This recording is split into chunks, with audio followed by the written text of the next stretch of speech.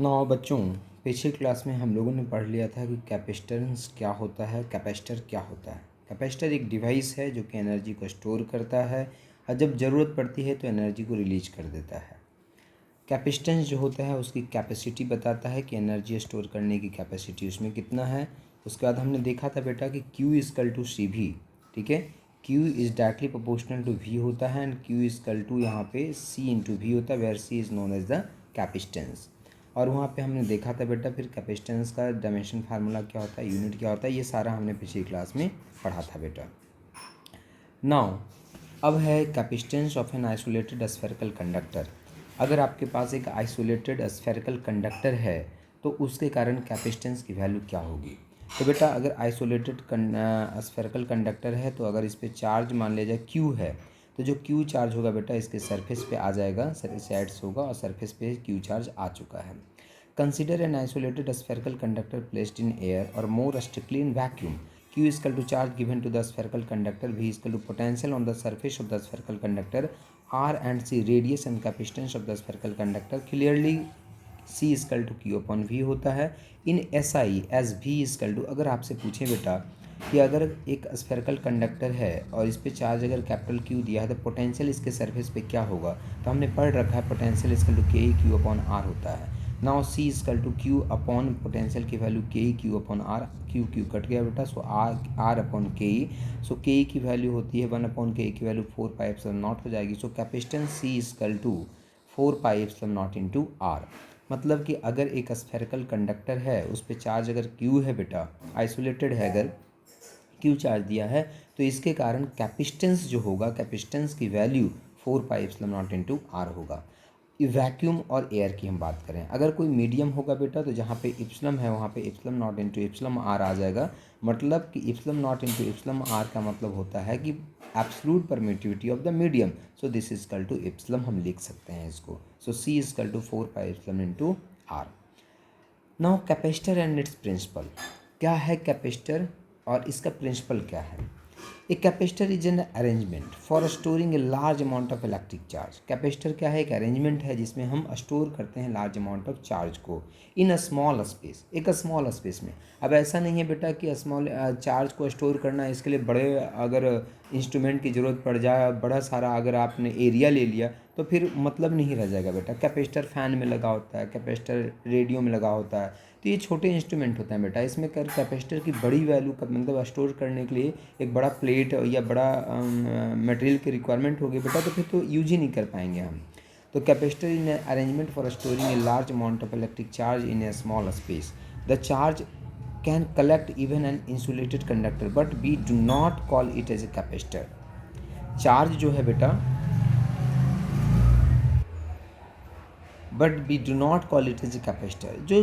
जो insulated conductor होता है बेटा ये भी चार्ज रखता है, चार्ज इस पर कलेक्ट करवा सकते हैं हम, लेकिन इसको कैपेसिटर नहीं कर सकते हैं। The function of capacitor in fact is to increase the ability of a conductor to take up charge. Such a device use for increasing the capacitance of a conductor together with a conductor is said to form a capacitor.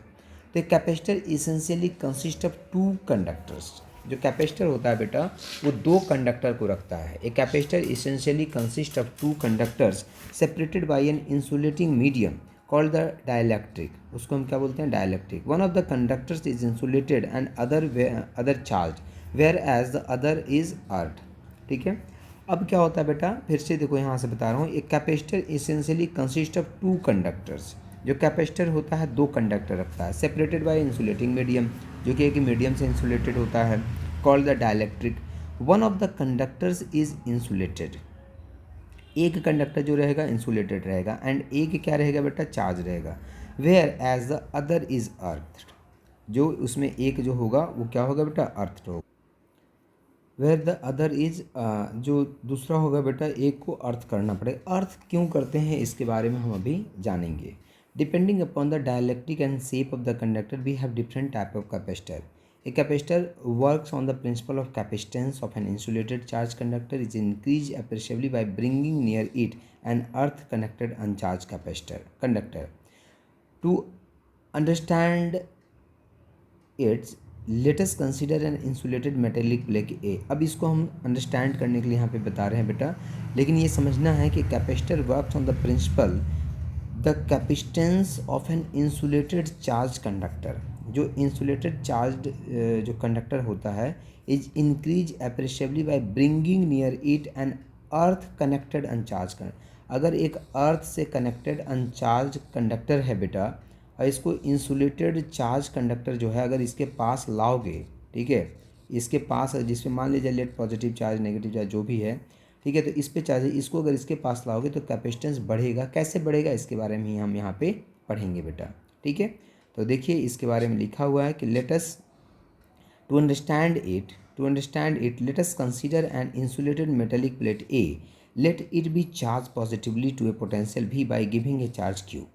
बोला कि इसके लिए एक metallic conductor आप लीजिए, ठीक है, insulated metallic plate A लीजिए, let it be charge positively to a potential V।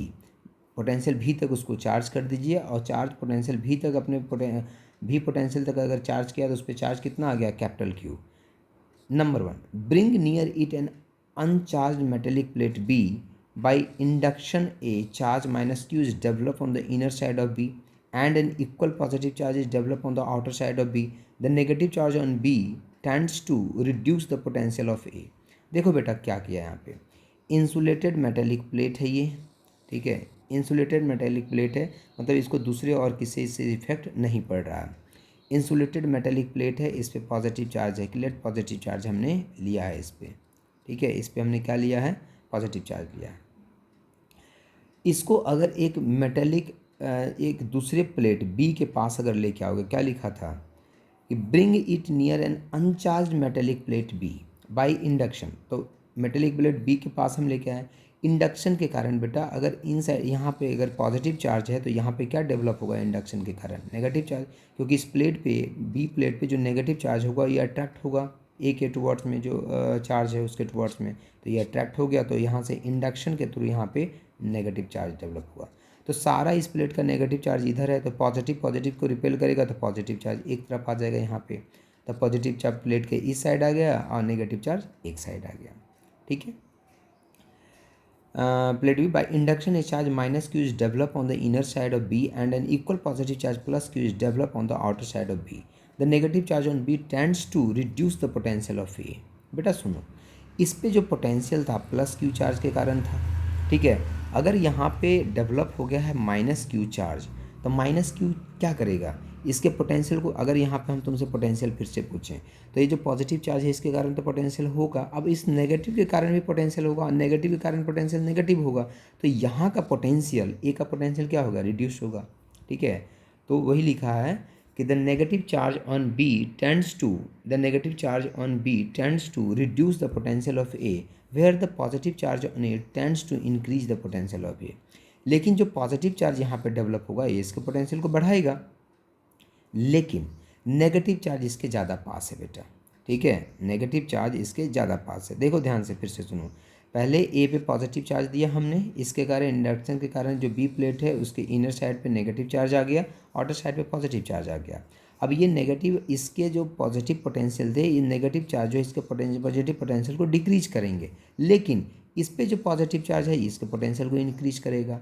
तो नज़दीक कौन है, नज़दीक है नेगेटिव, तो नेगेटिव के कारण पोटेंशियल ज़्यादा होगा, क्योंकि पोटेंशियल इक्वल टू होता है KQ अपॉन R होता है किसी भी ये जनरली पॉइंट चार्ज के कारण, ठीक है, मतलब 1/R होता है, तो 1/R की वैल्यू जितना ज़्यादा होगा पोटेंशियल उतनी कम होगी।